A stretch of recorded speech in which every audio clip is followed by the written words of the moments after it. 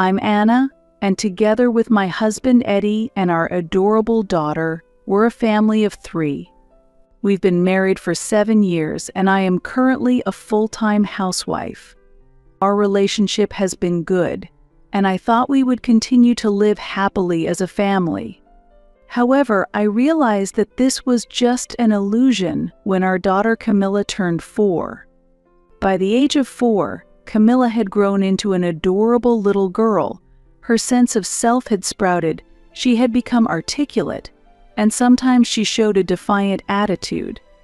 And Eddie, unable to properly counter such attitudes and statements from Camilla, often got verbally abusive.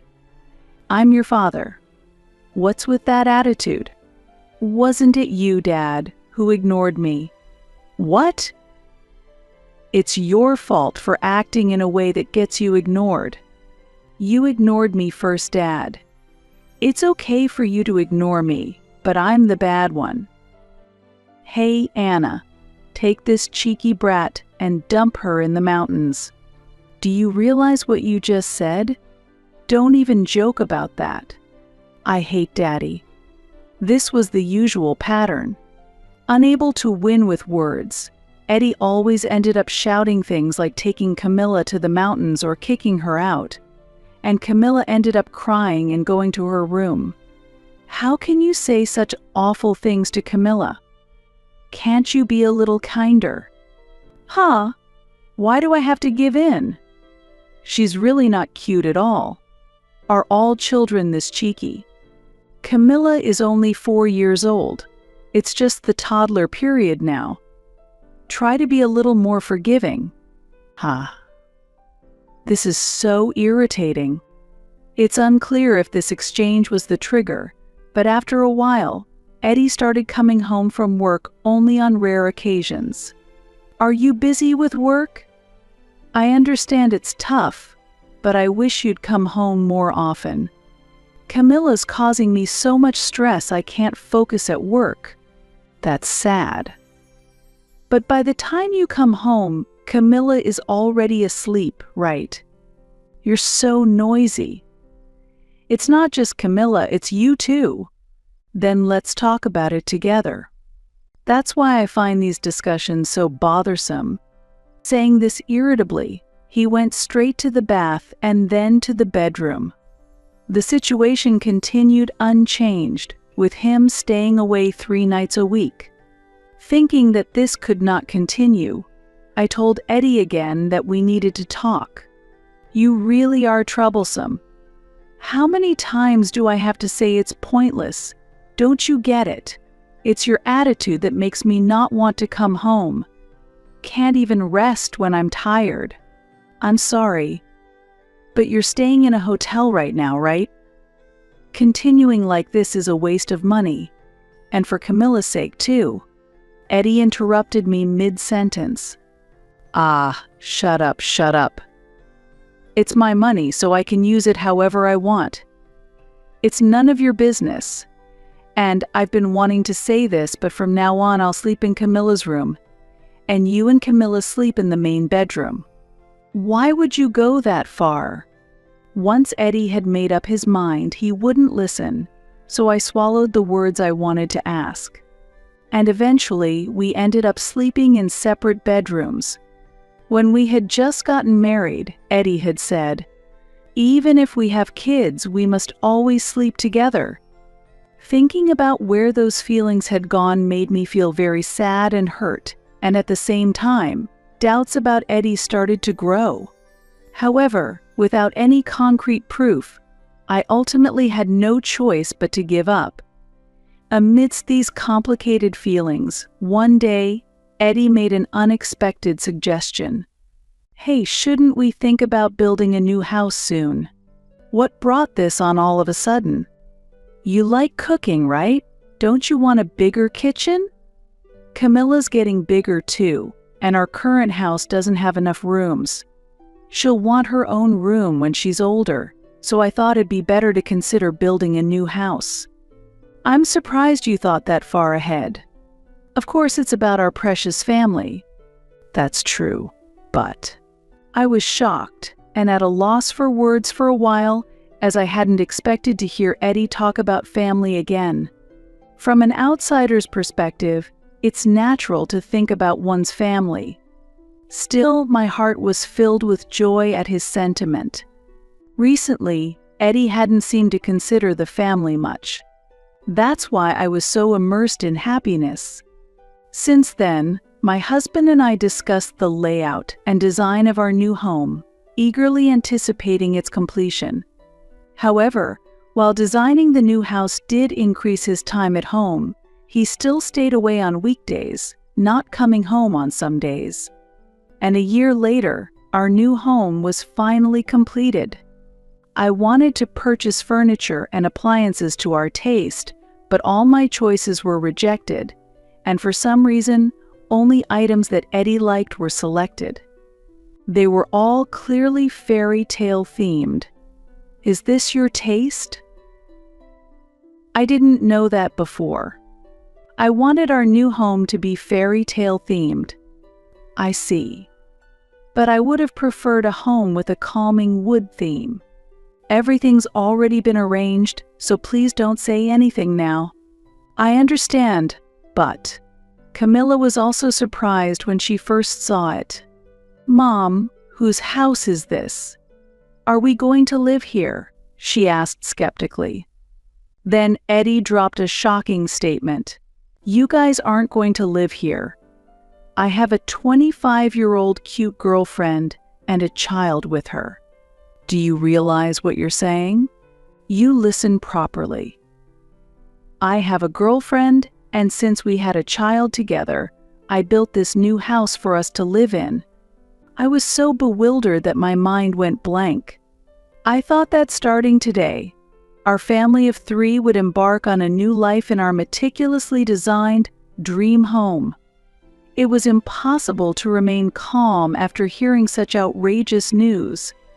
Suddenly, Eddie began explaining the circumstances of his affair. Maybe about 3 years ago, there was this cute girl at work. I had planned to pursue her, but it turned out she was interested in me too and approached me first. As we dated, I started wanting to make her happy. I felt like I was listening to someone else's story as Eddie spoke. You and Camilla give me stress, but she doesn't stress me out at all. Instead, she makes me feel relaxed. I had a cute son with her, who is the calming source. Is that why you weren't coming home? Yeah, I was at her place. It was a moment when all the odd behaviors and actions of my husband suddenly made sense. Because our child was born. It's sad if a father isn't there, right? And now that the boy has started to crawl, her place is too small for him to crawl far, but this house allows him to roam freely. That's normal, right? You women might be fine with restricted movements, but a boy needs space and enriched time, right? What are you saying? I hadn't mentioned it, but this furniture and appliances are her taste. They're cohesive, aren't they? I thought so. It didn't seem like your taste, so it was strange. I asked what furniture and appliances she thought were cute and bought those. Perfect, right? Well, it is perfect. It's all your fault in the end. You're a failure as a wife, and although your cooking is indeed good, I'm sick of your hobbies being forced on me. And Camilla, she's just like you, really cheeky and irritating. I've thought about literally abandoning her in the mountains many times. I won't do it because I don't want to become a criminal, though. Eddie. Enough is enough. There are things you should and shouldn't say. It's insane to blame Camilla and me for your own justifications for betrayal. Whatever you say doesn't affect me and I don't care. You two can't live in this house, so let's get divorced right away and you get out. I was certain that the husband I was happy with no longer existed. You're not under some misunderstanding that you, me and our daughter could happily live as a family of 3 in this house, are you? If so, what a waste of time. Don't disturb my new family and our time together." That's a terrible thing to say. Why didn't you tell me before we started moving? It would increase the sense of despair, wouldn't it? You really are the worst. I despised him from the bottom of my heart, but I was so overwhelmed by everything that I couldn't move from where I stood. However, my daughter was different. "Mom, let's just forget about Dad and move out quickly." Suddenly, pulling my hand, she said it as if she was somehow excited. It was surprising she wasn't crying from shock. Puzzled, yet spurred on by Camilla, I packed our things. Still, I didn't have enough time to fully grasp the situation. Seeing this, my husband kept insisting, "Get out of here." Deciding that mending our relationship was impossible, I hurriedly packed and returned to my parents' house. My parents were furious when they heard my story, but there was someone even angrier than them. After a little thought, this person said with a smile, "Leave the rest to me." 2 weeks after returning to my parents' house, I headed to the house where my husband lived to proceed with the divorce. Eddie thought I was coming alone and was quite foul-mouthed. "I know you still love me, but hurry up with the procedures. I want to welcome my girlfriend to this ideal home soon, and you're making her suffer by being such a slowpoke. I'm sorry for being late. I'll start the procedures now. From the start, I was not attracted to an old woman like you. It's really great that you focused on taking care of the child after having our daughter and stopped desiring me. Women who are just pretty like you get boring." "Ah, is that so? My girlfriend, on the other hand, isn't just cute, she can do household chores and she makes me feel relaxed too." "Well, you stand no chance against that. Plus, you nag like my mother and I'm really fed up with it. You won't be able to remarry after divorcing me. No one needs a nagging old woman. That's really rude. I'm only 30 years old, while you're a despicable old man at 35. Despicable? I'm just telling the truth. Men over 35 still have value, but women at 30 have no value. They're just old hags." "Ah, I see. But you know, a boring person like you is worthless after 25. That's terrible. Enough, right? It's exhausting even talking. I've had my best years with you, but now since I'm done with you, I can toss you out like the garbage you are without a second thought." Eddie, who kept insulting me at length, really was a despicable person. I no longer felt love for him, but the damage from his verbal abuse made me feel nauseous. At that moment, the doorbell rang. Since I left the door unlocked, the person hurried inside. I could see a long foreign car arriving. "Anna, are you okay?" "Thank you, I'm fine." "You little. I can't believe you were having an affair with such an old man." "What?" "That's what it looks like. Someone shows up in a fancy car to check on you. It's as if you're announcing you're having an affair. You first sign the divorce papers. And don't forget about the child support, property division, and the resignation." The person stood up and said this to Eddie. "Why should I listen to some old man? I'm the one who initiated the divorce, so of course I'll sign it." Eddie quickly retorted, and then continued to belittle us. "Hey Anna, you must be so sad to divorce me that you'd have an affair with an old geezer who's practically 1 foot in the coffin. Any man will do for you, huh?" However, after saying all this, Eddie seemed to realize something. "Huh? Wait a minute. Why a resignation letter? You don't mean to tell me you've been mocking this man without knowing who he is?" "Of course. I don't know any old geezer like him." "That's unfortunate." "What do you mean unfortunate? Then tell me who this old man is." "Eddie, you've been hurling insults at the chairman of your own company." and he happens to be my grandfather as well. Wait, my companies. Do I need to repeat it for you to understand? Yes. I was headhunted to this company by your father. If this man is the chairman, then your father didn't need to resign from being the president. Eddie seemed confused and couldn't quite grasp the situation, so I decided to explain it to him carefully. Eddie, despite his character, was good at his job.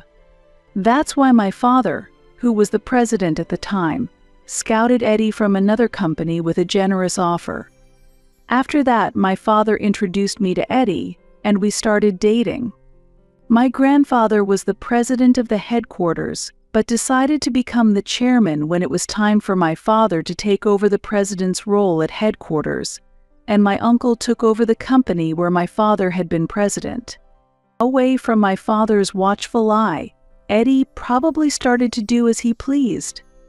Since my grandfather uses my mother's family name, Eddie didn't realize he was the chairman. Moreover, my grandfather fell ill and was hospitalized 3 days before our wedding, so they never met.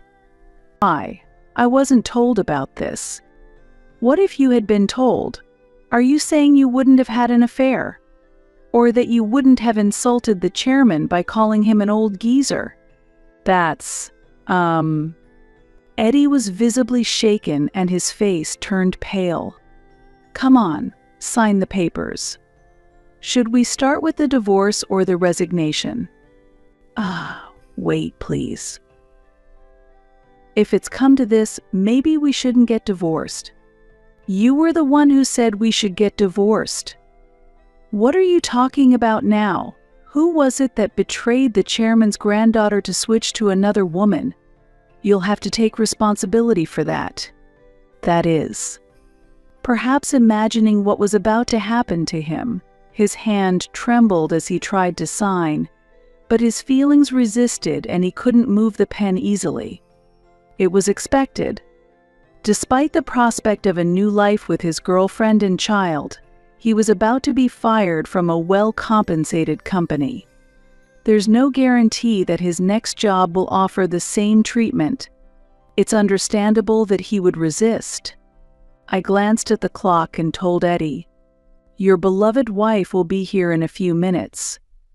You better sign the papers quickly, or you'll embarrass yourself in front of her." What? You called Greta too? Of course. It's not just your problem. Right on time, the sound of the front door opening echoed. "I'm home, where are you, Eddie? Hello there?" "Oh, I'm sorry, I made a mistake." "No mistake at all. Please come in." Greta was indeed cute, a fairy tale-like woman perfectly suited for this house. And in her arms, a small child was sleeping peacefully. "Did you know that your husband was married to me when you started an affair with him?" Yes, I knew, but it's not my fault." "I can understand why you would want to say that. Then, please forgive me." "There's no way I can forgive you." "Now, let's go inside. Eddie is waiting for us." As we walked into the room together, we saw Eddie with his shoulders slumped, surrounded by a multitude of documents. "What are all these?" "These are the divorce papers, resignation forms, and documents related to property division and child support claims." "Are you going to claim property division from me too?" "Since you're going to marry Eddie, it's natural that you would share responsibilities as a couple. Also, there's something else I need to tell you." "What is it?" "You've been working as a cabaret girl on the side without telling the company, haven't you?" I don't know, was I? I had someone look into Greta. That's when I found out that the circumstances under which she and Eddie became involved were despicable. Are you being serious? You favored a girl at the club you frequented, and that girl was Greta. One day, you coincidentally saw her at the company and realized it was her. Then you forced a relationship on her in exchange for keeping her secret. Truly despicable. That's absolutely unacceptable. It's disgusting. So Greta, I understand why you would want to say it's not your fault. You dated him reluctantly just to keep him quiet. But in the end, didn't you willingly continue the relationship? You even had a child and built a house to your liking. No, that's not true. It was all forced. Either way, I've looked into your reputation at the company. You're known for slacking and making many mistakes. You researched that much. My grandfather is the chairman of yours and Eddie's company. So, when I asked around a little, I found out you can be fired due to company policy. Fired? No way. This old man can't really be the chairman. It's unfortunate that my face isn't more recognized here. But as my granddaughter said, our company prohibits side hustles. Especially if it interferes with your primary job, we have no choice but to terminate you. Such is life. Hey, you there, make up your mind and sign now. If you really want to stay at the company, that's fine, but forget about any promotions. You were treated well, but of course that's no longer the case. If you agree to work under these conditions, sign the divorce papers next. Okay, I understand. It seemed he had finally made up his mind as he signed all the documents. Then my grandfather happily received the papers. Great. Anna, now you can finally get divorced. You can go to the apartment I've arranged for you and Camilla. The moving process should already be finished. Grandpa, thank you. What do you mean? When you drove Anna and Camilla out, wasn't Camilla positive about moving? Indeed. She didn't complain and left quite easily. Right? When a cute great-granddaughter asks her great-grandfather for help because she and her mom are in trouble, of course he's going to do his best. That's why I decided to arrange a top-notch apartment for the two of them. Oh, and you might struggle with money from now on, but you don't need to worry about Anna and Camilla. With my assets, they won't face any hardships. Good luck and a happy life to you two. Saying that, I left the scene with my grandfather. Let's go, Anna. Yes. Goodbye then. I wish you happiness. I heard Eddie trying to stop me from behind, but I ignored his voice. His voice gradually seemed to turn into words blaming Greta. As we left, I could feel the tension and conflict behind us. A few days later, Eddie contacted me. Anna, can we start over? I miss you and Camilla. Huh? Don't say such convenient things. You said you didn't want us, remember? And what about her? I ended up not remarrying her and we broke up. After getting fired, I couldn't afford the mortgage anymore, so I sold the house. Now, I'm using the money from the sale to pay off the loan, but I don't know how long I can keep up this lifestyle. Greta betrayed me. So that was the extent of your relationship with her. That's why I want to get back together with you. That way my life can go back to the way it was, right? I could get my job back and even live in a top-notch apartment. And considering Camilla, isn't it inconvenient to have only one parent? It's not inconvenient at all. We have Grandpa, you know. And aren't you embarrassed to suddenly start groveling after all this? Did you fall on your head? People make mistakes and have lapses in judgment, don't they? Your actions were more than just a lapse in judgment. You built a house for your lover, furnished it according to her taste, and kicked out your wife and daughter. You think that's just a minor error? That's incredibly irresponsible. Well, I used to respect you for your work, but after my father stepped down, you didn't work properly and just flirted with female employees. It's really embarrassing. That's why I'm truly glad we got divorced. Oh, and by the way, my father said that sooner or later you and Greta were both going to be fired anyway. What's all this about? Apparently you two were quite the topic of gossip in the company. Many people knew that Greta's child was yours, and the word spread up to the upper management. Even though you were treated specially because you were related to the president, almost everyone thought it was unacceptable, and the company decided you needed to be punished. That's absurd. I never want to deal with you again. So please don't contact me ever again. Please don't say that. We've been together for 12 years, right? You must have forgotten how much you loved me. Please remember, I'm begging you. How despicable. Both Camilla and I can't take it anymore. And my whole family, we all hate you. I'm cutting you out of my life, goodbye. After saying that, I hung up the phone and immediately blocked him. Later, when I told Grandpa about the call, he summoned the whole family for a severe reprimand. Anna got hurt like this because you all didn't manage your employees properly, am I right? That's not true, Grandpa. Then why did it come to this? My father and my uncle, who were the current presidents, were looking down, reflecting on their actions. Grandpa, with a look of realization, began to say something quite astonishing. Up until now, I've left everything to you, but after seeing how hurt Anna has been and reevaluating our company, I've discovered many complaints from the employees. Dad and the others, anticipating what Grandpa would say next, listened with a solemn demeanor. Therefore, I want you to continue leading the company as its president.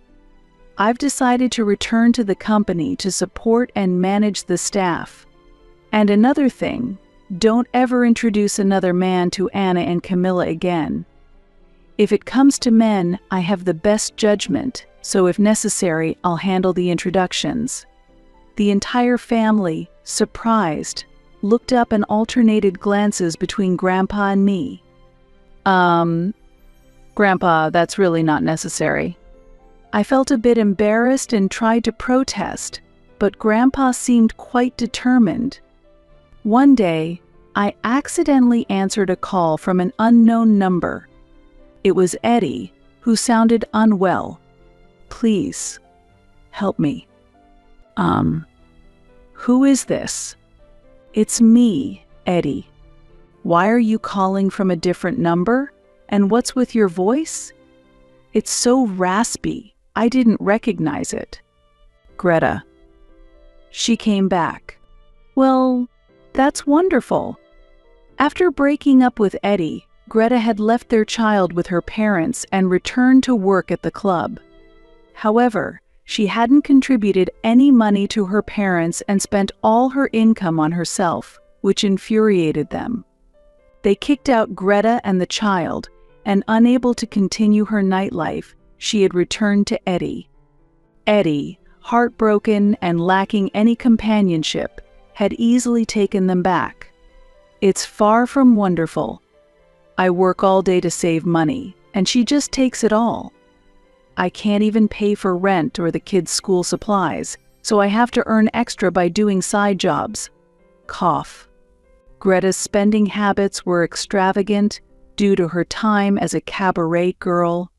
She had been using all his salary on frivolities, so Eddie was forced to work day and night to support his family, but the strain had taken a toll, and he had fallen ill and was bedridden. Why don't you leave her if it's so hard? She just wants me to work as long as I can work. When I tell her that I can't afford what our son needs for daycare, she just says if you don't have money, you should work more and disappears. Greta doesn't work at all. That sounds tough. Look, you haven't remarried, have you? Please marry me again.